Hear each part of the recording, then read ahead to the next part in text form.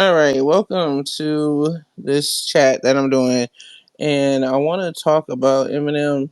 Right, he just dropped a new song, music video, Houdini, and really, he put out the ads for it a few days in advance, and he was basically trying to say that he's ending his character or about to end his career as his alter ego, Slim Shady, which is the character that he used throughout his rap career the past 20 plus years. And Slim Shady is, for me, the character Slim Shady is a troll, right, where he says outlandish things that could be viewed as offensive in his lyrics and in his music to garnish emotion and reactions from listeners, both fans and critics, you know, all together,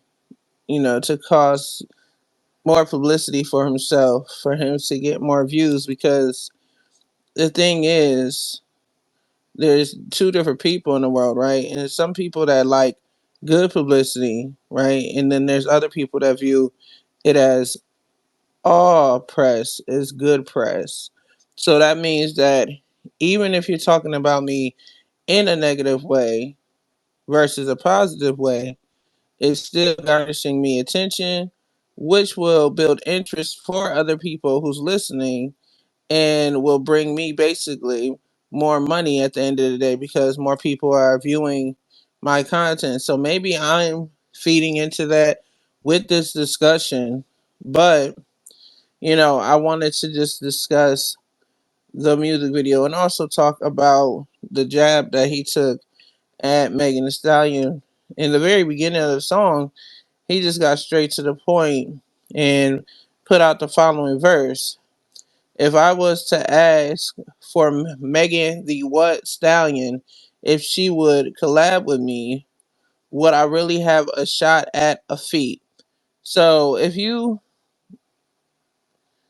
let me just finish the line too. It says, "I don't know, but I'm glad to be back." So that's the verse and the lyrics that he said on his song Houdini, where he mentions Megan Thee Stallion and her getting shot in the feet by allegedly by Tory Lanez.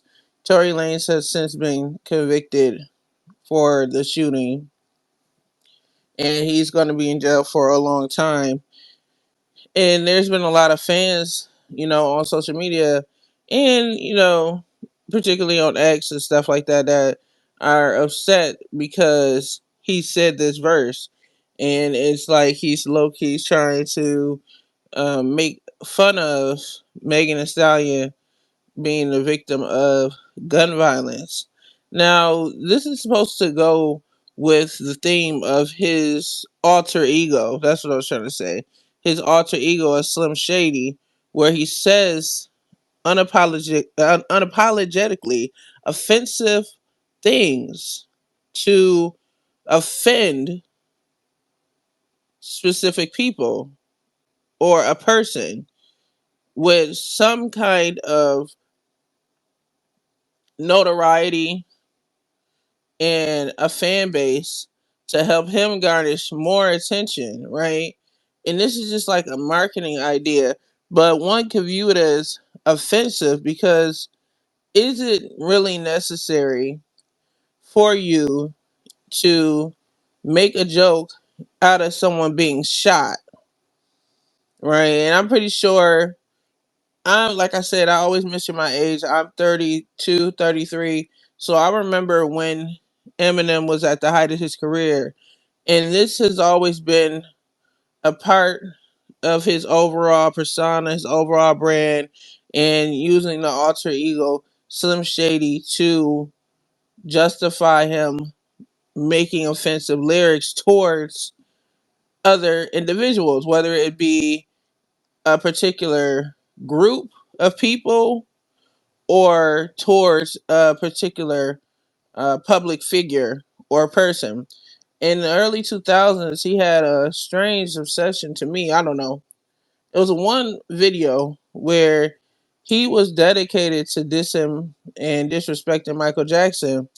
And at the time, everybody just went along with it because at the time, it was the cool thing to diss Michael Jackson due to his appearance because he had plastic surgery, of course, his skin color changed and then he had his nose job and then he had the stuff going on where he was on trial for what it calls for they would say pedophilia, right? They were saying that he was a pedophile.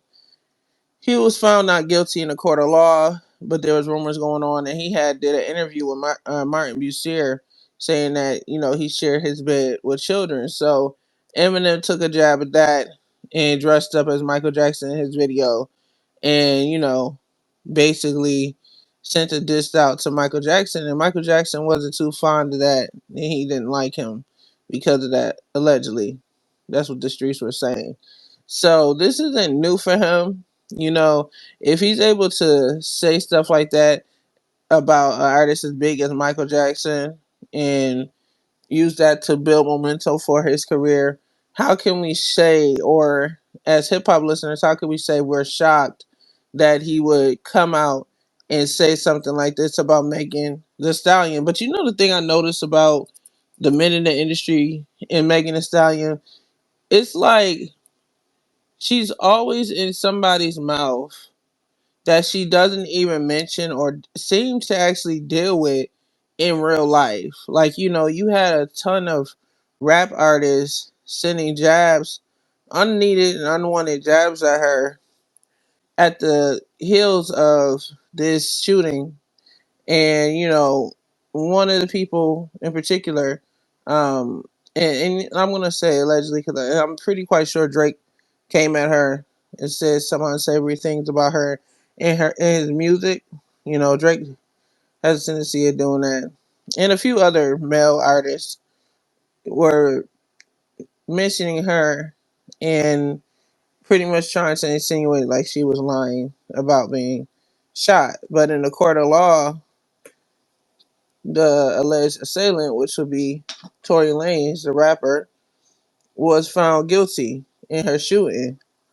Now, it's so many different directions he could have went in his song to build publicity. So many other people he could have came at. He could have went a political route. He could have went after Trump. He could have went after, the president of the United States. He could have, it's just he could have went after so many other scenarios and people, but he chose to go after Megan Thee Stallion. And the biggest question is, was he out of line for doing this?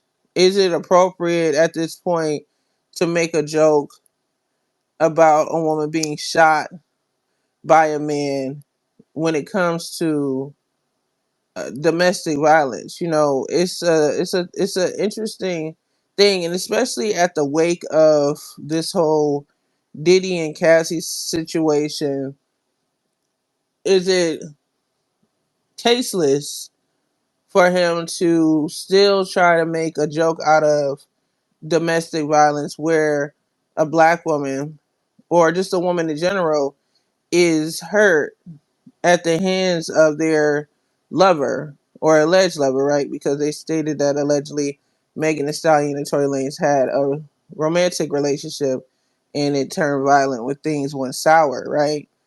But is it really outdated at this point for rappers to make light of the physical and mental trauma that women go through and people go through in relationships, which is defined as domestic violence? And once again, this is at the heels of what we're less than a week and a half out since we seen Diddy savagely attack his ex-girlfriend Cassie on video, and a lot of this is surrounding that in hip hop. you know how can you in one breath say, "Oh, what Diddy did was wrong. We seen it on video, and we need to protect all women against domestic violence and romantic violence." And then when you hear Eminem make a joke reference about a woman being shot, and assuming that it's from her ex-boyfriend, right? Because people said she was dating Tory Lanez, being shot by her ex-lover, Tory Lanez, which is domestic violence. How can you listen to this song and laugh about it? How could you sit here and listen to the song and laugh about Megan Thee Stallion? The line says, "If I was to ask for Megan Thee Stallion if she would collaborate with me, would I really have a shot at a feat?" So he's basically trying to make a joke out of Megan Thee Stallion allegedly being shot, right, by her lover. And I'm saying allegedly because they were saying that they were possibly in a relationship. We know that she was shot. He was convicted of committing a domestic crime, if that's the case, against his girlfriend or lover, right?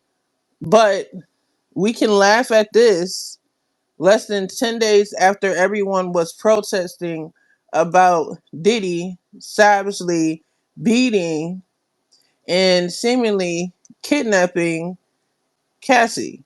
It's like,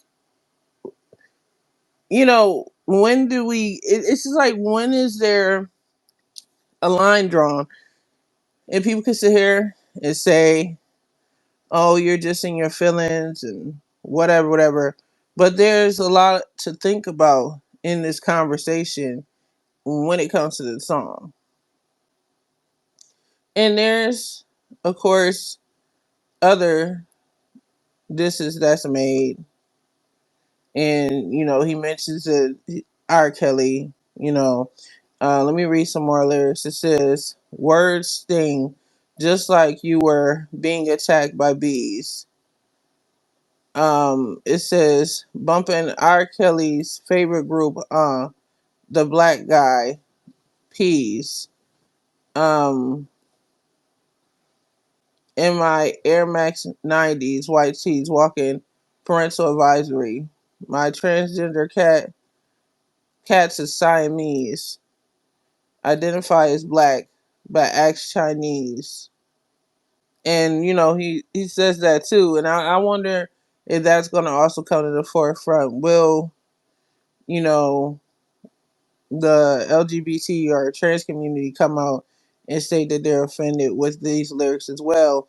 But I just think the overall theme of the song is to be as offensive as possible, because he's trying to mark the return of his alter ego, Slim Shady, right? He opens the song up saying, "Guess who's back? Guess who's back? Shady's back, tell a friend." And of course, that is his signature line when he's doing his performance on multiple songs mentioning Slim Shady, right? Um, but I just wanted to have this brief discussion about the song and that line, and try to explain to you guys why so many people were or are offended by that particular verse. And you can have at it, you can leave a comment, you could tell me, do you guys think people are being overly sensitive? You could say, whether you think the line was funny. And I want to know if you guys understand the points that I'm trying to make about the song and why it's causing such an uproar and a controversy. Also, I want to know, do you feel that Eminem is a marketing genius by mentioning Megan Thee Stallion, because he knows it's going to cause controversy, which builds publicity, and like I said, I just get that Eminem is a type of rapper or MC that believes all press is good press. So if we talk negative about him, it's garnering attention, which is going to make people watch the video. If we say positive things about him, it's going to build interest and cause him to get more attention and for people to watch the video. Now, my personal opinion on the actual making of the song, is this a song that I'm going to be playing on my radio to enjoy. No, I'm not.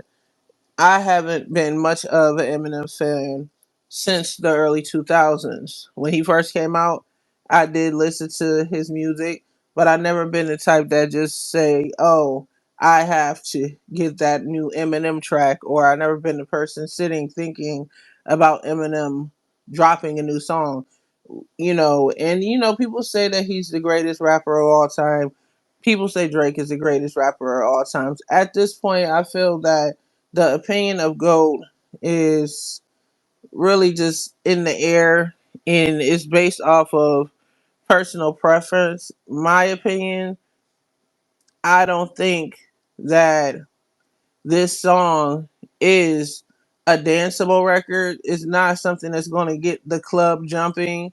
Um, I think that it's the typical throwback Eminem, and I don't recall it being a thing where people have ever viewed Eminem as the party starter. His music being the party starter. I think it's more so his fans loved his lyricism, and I guess his freedom of speech being expressed, and I guess you could say him being unapologetically himself. I think that's what it is. This song itself to me is pretty much the same stuff Eminem has been giving for a long time. Nothing spectacular to me. I don't think I'm going to be sitting in my car saying, yo, bump that new Eminem song. It's just, it doesn't do it for me. If you guys are probably watching it, it may do it for you. But I just feel like I've I've heard better hip hop songs and this year. And even though this song is trending number one on YouTube right now, I think it's just expected because it's Eminem and he has a strong fan base. Just because an artist has a strong fan base doesn't necessarily mean the song is good. That's just my opinion on it. That's my viewpoint in regards to his song. But you can tell me what it is. I'm pretty sure this song is going to go number one on Apple Music. It's already number one on YouTube. It's going to do what it's supposed to do because he has a strong fan base, a dedicated fan base, a loyal fan base.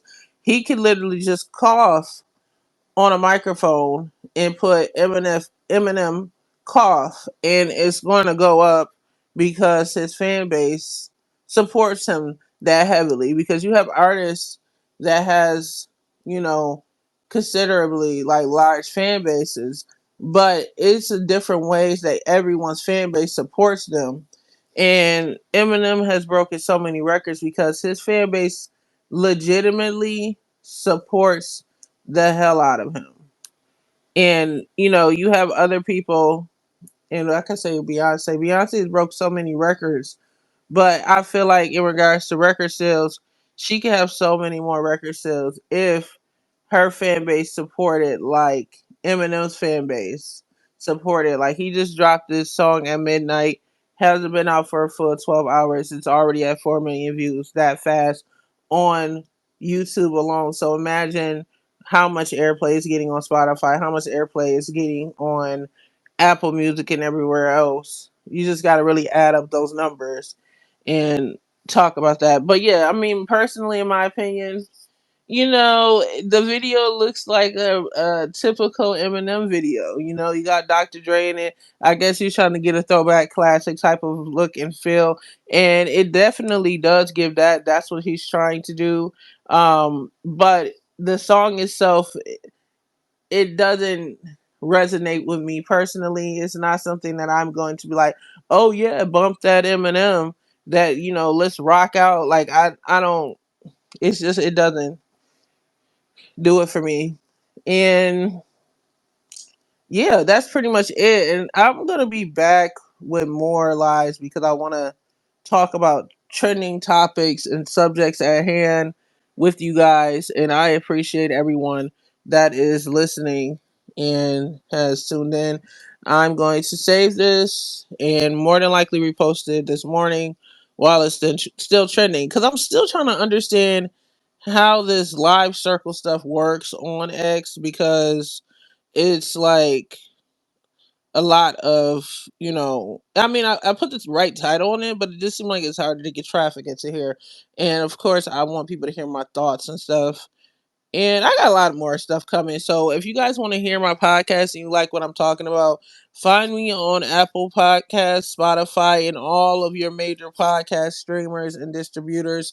The DJ Erica podcast is what you want to search. Spell the THE and then my name, DJ Erica, as written right there in that corner. I'll be back with more, and I'll catch you guys on the next live. This is in YouTube, on the next live. And I'm glad that I have this circle because I can talk and say what I really want to say. I'll see you guys later. Bye.